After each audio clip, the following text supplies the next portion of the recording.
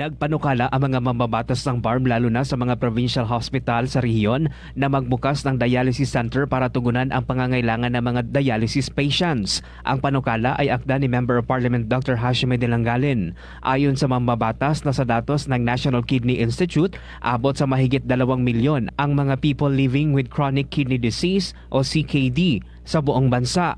Dagdag sa datos na nitong 2024, abot sa 65,000 Filipinos ang sumailalim sa dialysis nitong 2024 na mas mataas kumpara sa 50,000 noong 2023.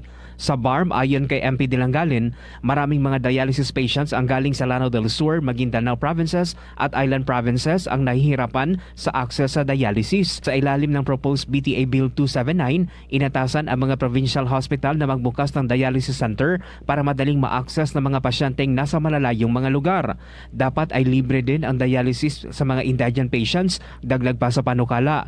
Bilang isang doktor, ramdam ni Dilangalin ang hirap ng mga dialysis patients sa pagharap sa sakit na ito, kaya umaasa siyang maipapasa ang panukala.